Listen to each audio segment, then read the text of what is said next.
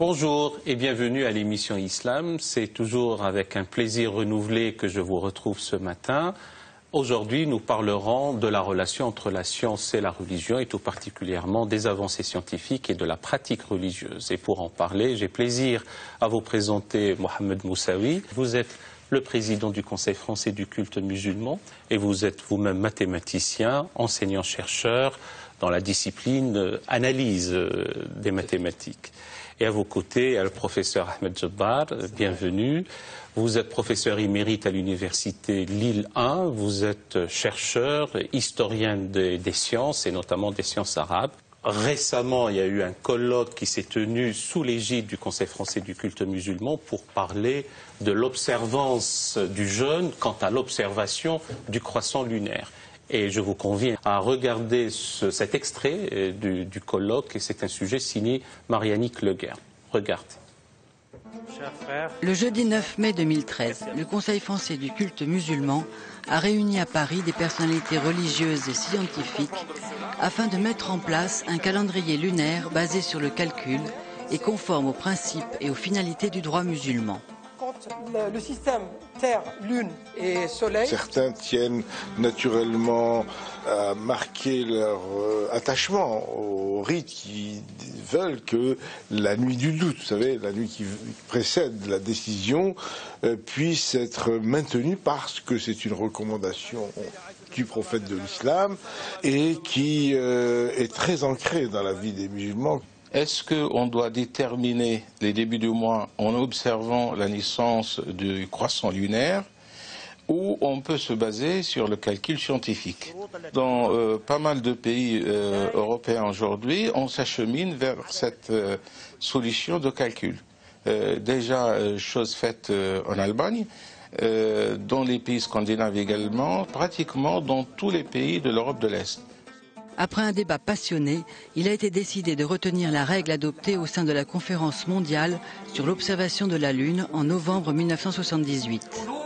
La méthode que nous utilisons consiste à attendre la veille du mois de Ramadan, par exemple, et de regarder les annonces effectuées par les pays du monde musulman, regarder les données astronomiques et puis de faire une conciliation entre les deux et sortir avec une décision unanime. Mais les musulmans, ils devaient attendre la veille. Aujourd'hui, ils auront leur calendrier à l'avance, ils peuvent effectivement s'organiser en termes de congés. Les employeurs, les entreprises, les administrations peuvent également tenir compte de ce calendrier pour délivrer des autorisations d'absence et mieux organiser la vie d'une façon générale. Donc il y a un certain nombre de dispositions pratiques qui peuvent intéresser à la fois les musulmans de France, mais également les différents acteurs qui sont concernés par certaines pratiques religieuses, telles que les mairies qui mettent à disposition des gymnases, par exemple, pour la prière de l'Aïd, puisque les lieux de culte traditionnels ne peuvent pas forcément accueillir tout le monde. Les préfectures sont concernées pour Eid al-Adha, pour l'Aïd el-Kébir. L'adoption d'un calendrier lunaire sur une base scientifique permet d'ores et déjà de fixer la date du début du Ramadan au 9 juillet et la fête de l'Aïd au 8 août. La satisfaction la plus importante pour moi, c'est le fait que toutes les composantes de CFSM sont aujourd'hui autour de la table.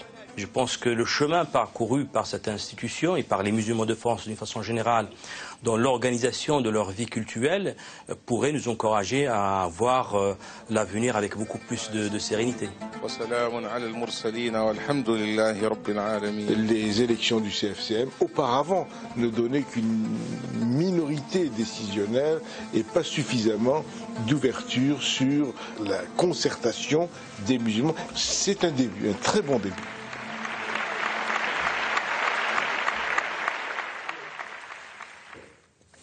Mohamed Moussaoui, pouvez-vous nous dire quelle a été la genèse de ce colloque et pourquoi avez-vous décidé finalement au sein du CFCM de le tenir et à propos de cette question particulièrement? Oui, comme je le rappelais il y a un instant dans le reportage que vous avez fait passer, le Conseil français du culte musulman, à la veille de chaque ramadan pratiquement, il était amené à d'abord attendre les décisions d'autres pays musulmans, puis regarder également les données astronomiques. Et souvent, on était amené à faire des arbitrages quelquefois difficiles. Et je dirais il y avait même quelque part un manque de lisibilité quant aux critères utilisés par le Conseil français du culte musulman pour prendre sa décision. La réflexion a commencé dès 2008. Dès 2008, il y a un groupe de travail qui a été mis en place au sein du Conseil français du culte musulman et qui avait comme mission de réfléchir sur la possibilité d'établir le calendrier lunaire d'une façon générale en se basant sur le calcul astronomique. Donc ça contenait évidemment, implicitement, le début de Ramadan, la fin de Ramadan, etc. Mais le but c'était vraiment d'établir le calendrier lunaire basé sur le calcul scientifique. Parce qu'il faudrait dire, comme préliminaire, qu'aujourd'hui, force est de constater qu'on ne peut pas utiliser le calendrier lunaire basé sur l'observation comme un calendrier qui permettrait de dater des événements.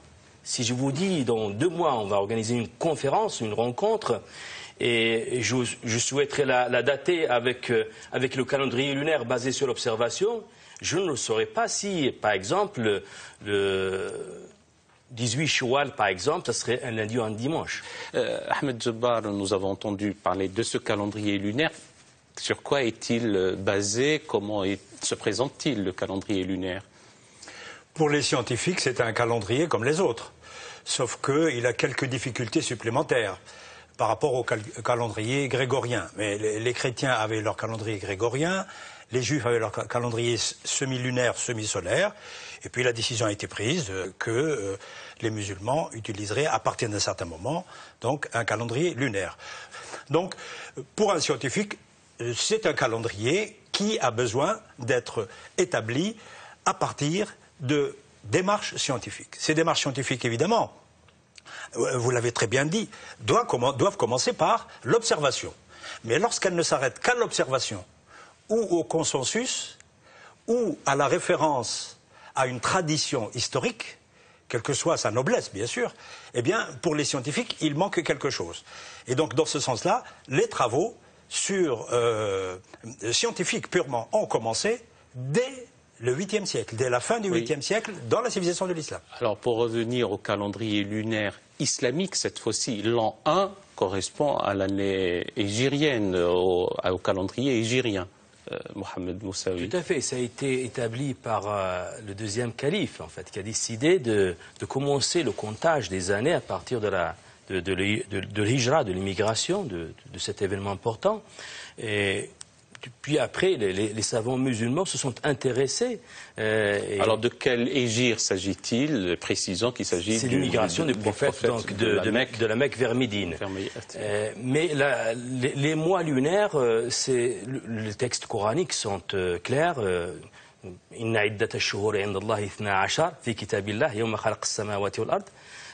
nombre de mois devant Dieu sont de 12, et depuis qu'il a créé, le jour où il a créé les cieux et la terre, aussi notre verset coranique dans lequel le prophète a été interrogé, à quoi servent les phases lunaires, il t'interroge sur les phases lunaires, dit c'est pour compter le temps, pour mesurer le temps et pour aussi déterminer les moments de pèlerinage. Donc, quelque part, le calendrier lunaire a été instauré par les textes coraniques. En plus, bien sûr, de la tradition du prophète, lorsqu'il parle, par exemple, du jeûne de Ramadan, il disait « jeûnez lorsque vous le voyez », en parlant du croissant de la lune. C'est une traduction, en fait. Donc, et même le verbe « voir » n'est pas nécessairement... Tout à fait. Certains donc diront que même le verbe « ru'yatihi », ça ne veut pas dire forcément voir, ça peut être prendre connaissance ou savoir.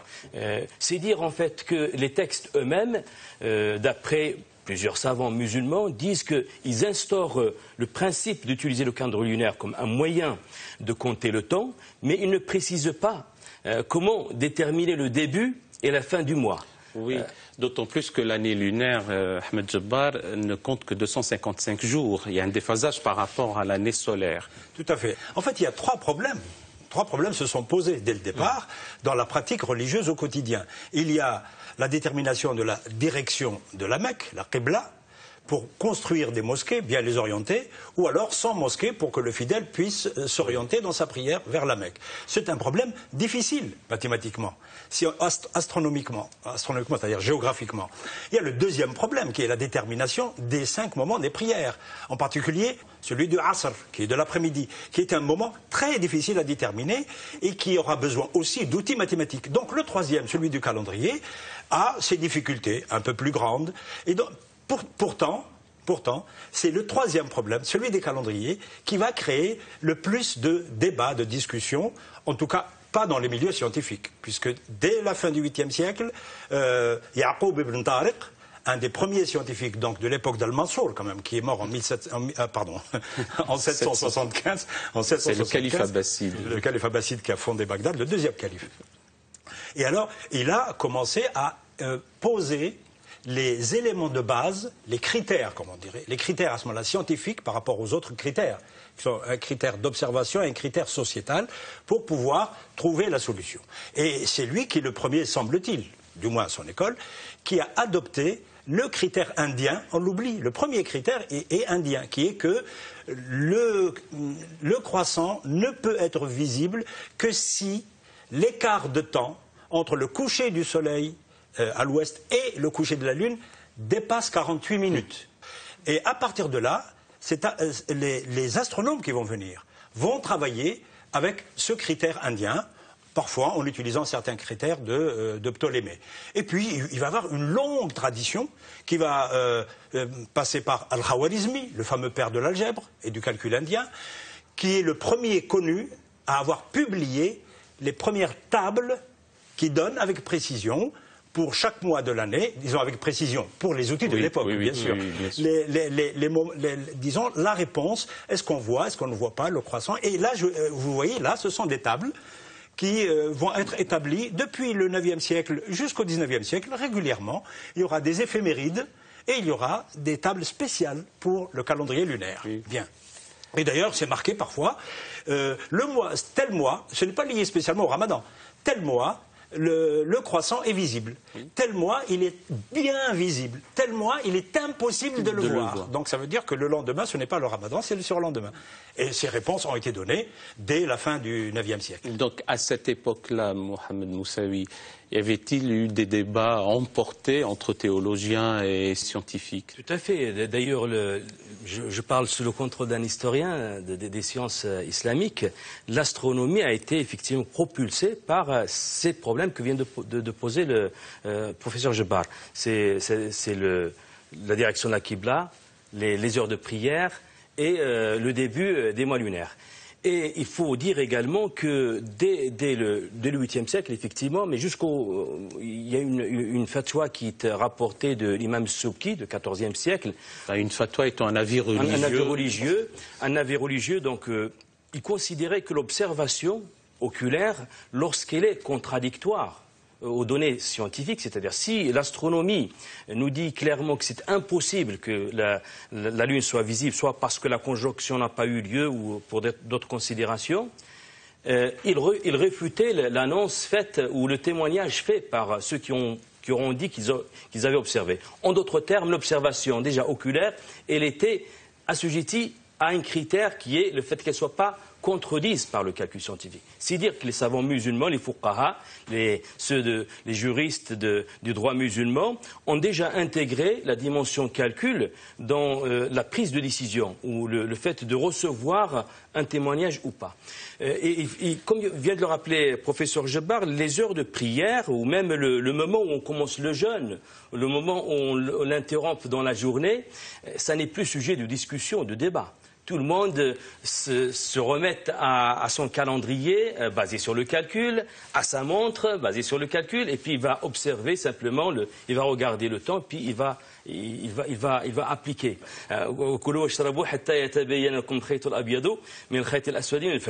Le verset coranique, on pourrait dire.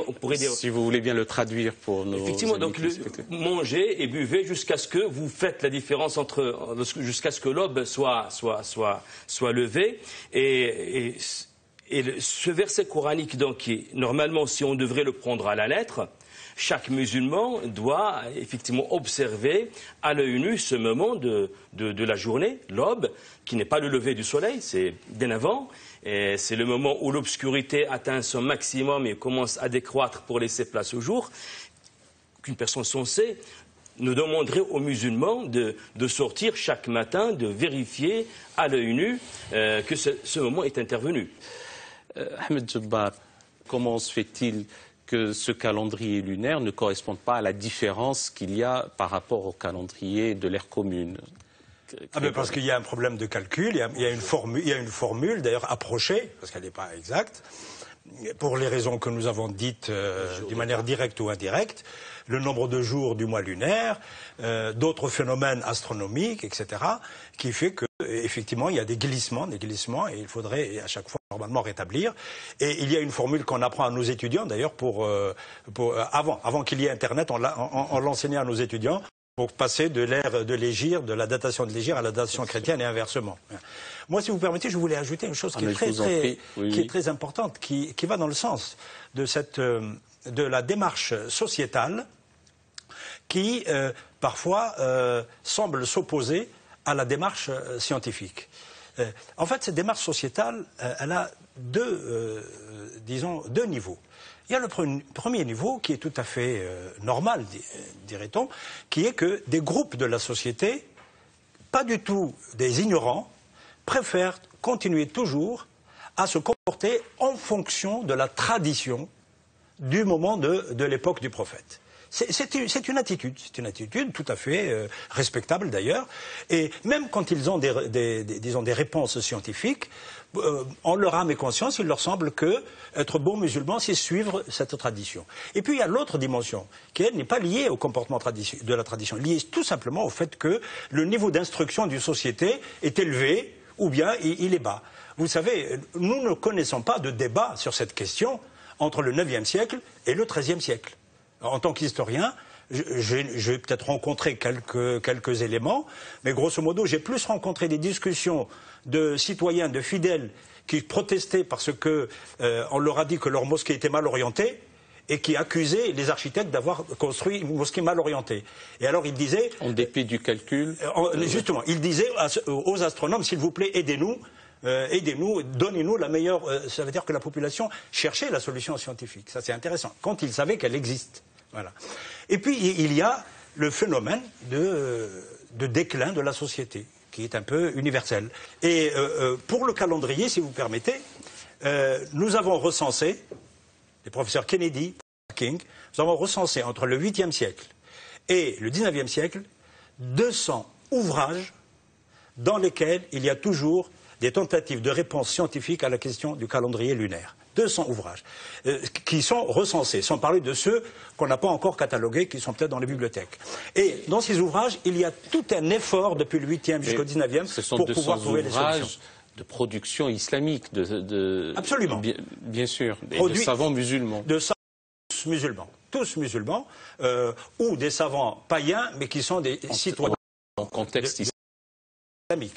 Et donc, ces ouvrages, il y a des spécialisés pour résoudre ce problème de la visibilité du croissant de lune, avec des apports de chaque savant d'une telle ou telle époque qui apporte des éléments nouveaux. Par exemple, Khawarizmi a apporté un élément nouveau. Al-Battani, au Xe siècle, a ajouté un élément, un critère. Il y a Ibn Yunus, au XIe siècle, au Caire, à l'époque fatimide, qui va ajouter, c'est le premier, qui va dire il faut quand même tenir compte de la luminosité du ciel. Il faut tenir compte aussi de l'œil, des capacités physiologiques. De l'observateur. Voilà, etc., etc. Bien sûr.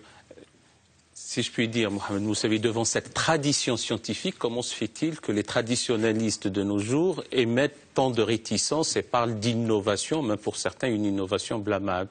C'est vrai que la notion d'innovation, d'ailleurs, je pense que sur laquelle il faut peut-être s'attarder une petite minute. Mais bien sûr. Oui. C'est pas tout ce qui est nouveau doit être blâmable.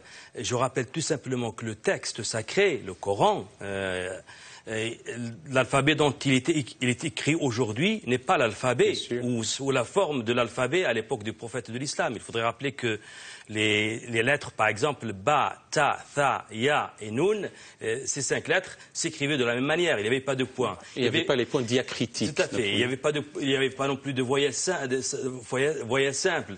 Donc, et pourtant, les musulmans ont accepté facilement que le Coran soit transcrit de cette manière-là, justement pour faciliter, on en arabophone, la lecture du Coran. Je pense que les savants musulmans ont toujours eu cette tendance de profiter du savoir et de l'état de la science pour permettre aux musulmans de pratiquer mieux leur religion. Si cette décision n'a pas été prise avant, parce que je pense qu'elle nécessite quand même une meilleure connaissance de l'astronomie.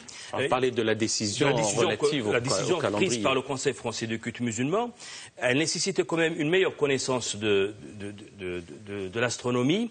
Elle se base également sur des calculs liés à l'informatique également, parce qu'il faut faire plusieurs points, quadriller le globe pour étudier toutes les possibilités. Parce qu'on souhaitait effectivement, dans cette décision qui a été prise, on souhaitait quand même que les conditions d'observabilité de la Lune soient requises. On ne se base pas uniquement sur la conjonction. Et on souhaitait également que la décision soit de caractère universel, c'est-à-dire, en d'autres termes, lorsque les conditions sont satisfaites sur un point du globe, le mois débute pour tout le globe. Oui.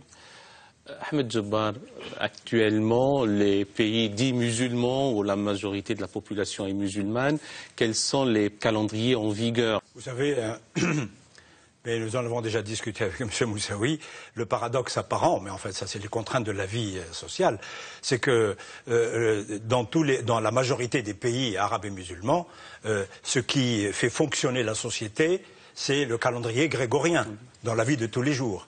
Et le calendrier lunaire intervient dans les domaines de la pratique cultuelle ou bien de la vie sociale qui a un lien avec les pratiques cultuelles. Et c'est un phénomène qui ne choque plus personne, semble-t-il. Et donc ça procède de la vie, de la dynamique de la société. Et je signale que même pendant la grande civilisation de l'islam, les choses fonctionnaient de la même manière. Je ne sais pas si les téléspectateurs le savent, mais les paysans musulmans pendant 1000 ans ont fonctionné essentiellement avec le calendrier grégorien, tout simplement parce que c'est le calendrier qui suit les saisons et qui s'adapte à l'agriculture. Qui s'adapte à l'agriculture, à la vie des gens, et ce qui ne les empêche pas d'appliquer le calendrier lunaire en tant que bons musulmans. Ce n'est pas contradictoire. Mohamed Moussaoui, à votre connaissance, et en ce moment, et après ce que vous avez décidé pour la France, est-ce que ailleurs, pour les pays musulmans, il y a cette décision de fixer les fêtes religieuses et justement pour la question liturgique et de pratique, le ramadan est fixé? La conférence sur l'observation de la Lune, conférence mondiale sur l'observation de la Lune 1978, a réuni de nombreux pays musulmans. Et il y a eu donc cette discussion autour de la possibilité d'établir un calendrier lunaire universel basé sur le calcul. Le principe a été pratiquement adopté, de telle sorte que lorsque j'ai posé des questions à des théologiens qui ont participé à cette rencontre, ils m'ont dit, nous, théologiens, nous avons tranché. Après, c'est une question politique d'adopter le principe du calcul. À partir de 1978, il y a la Turquie qui l'a adopté. Il a adopté donc un calendrier lunaire, et puis tous les pays donc à majorité musulmane de l'Europe de l'Est, que ce soit la Bosnie, la Macédoine, même les minorités musulmanes d'Albanie, on va dire dans toute l'Europe, toutes les minorités turcophones, ou en tout cas en lien avec la Turquie, l'ont adopté également. En Allemagne également, des grandes communautés musulmanes l'ont adopté, en Angleterre également, mais en tant que minorité musulmane vivant en France, je pense que, je pourrais dire de cette manière-là, les minorités souffrent plus de cette situation que les musulmans vivant dans des pays à majorité musulmane. Parce que lorsque vous attendez la veille, dans des pays à majorité musulmane, la décision prise par une autorité religieuse, automatiquement l'administration et tous les secteurs de la vie suivra. Dans des dans des pays laïques où la minorité musulmane est censée suivre bien sûr le cours de la vie civile, ils sont obligés de s'organiser par eux-mêmes. Et donc, du coup, les minorités musulmanes sentent plus la nécessité de mettre en place un calendrier qui permettrait finalement de s'organiser à l'avance. Et comme le disait tout à l'heure le professeur Djebbari, il est quand même pas raisonnable que les musulmans ne puissent pas avoir de calendrier. Parce qu'on pourrait se poser la question, qu'est-ce qui serait passé s'il n'y avait pas le calendrier grégorien? Si le calendrier n'a pas existé, qu'est-ce qu'on aurait fait?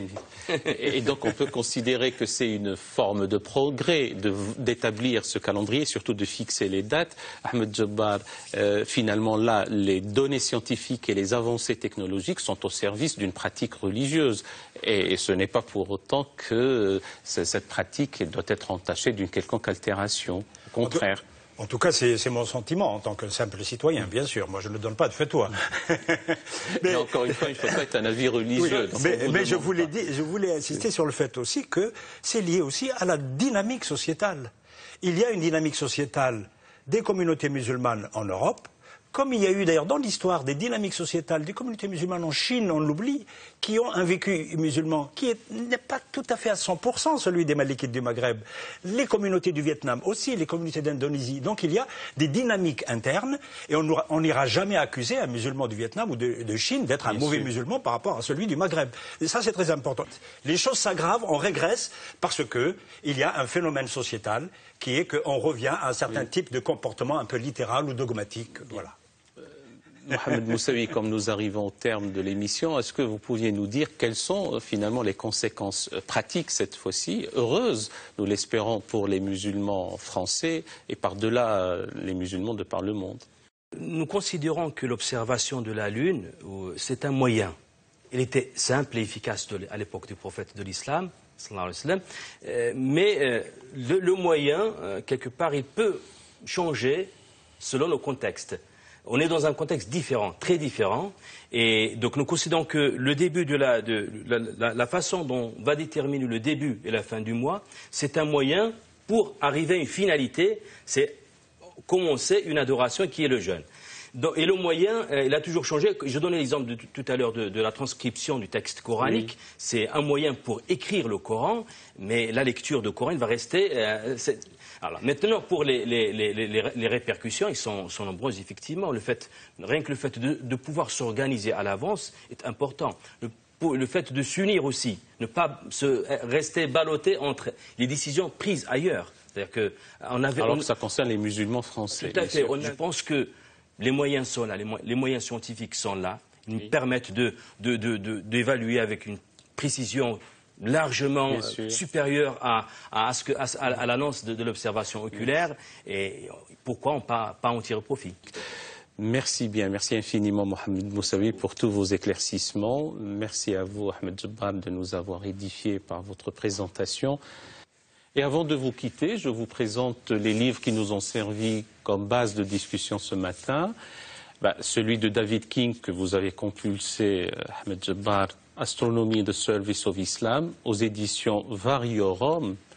Et puis le vôtre, Ahmed Djebbari, Une histoire de la science arabe, aux éditions Le Point, collection Sciences. Et toujours de vous, en collaboration avec Marc Moyan, Les sciences arabes en Afrique, mathématiques et astronomie tout particulièrement, au 9e, 19e siècle, et c'est aux éditions APIC. Le livre de Nidal Guessoum, Réconcilier l'islam et la science moderne, l'esprit d'Averroès aux presses de la Renaissance, et cet ouvrage, La science voilée, de Fawzia Farida Sharfi, aux Sciences et Islam, chez Odile Jacob. Mesdames et messieurs, merci de nous avoir suivis aussi fidèlement. Alors à très bientôt sur France 2.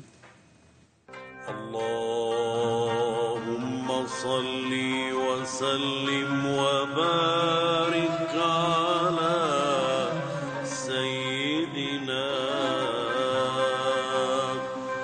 wa as'adina wa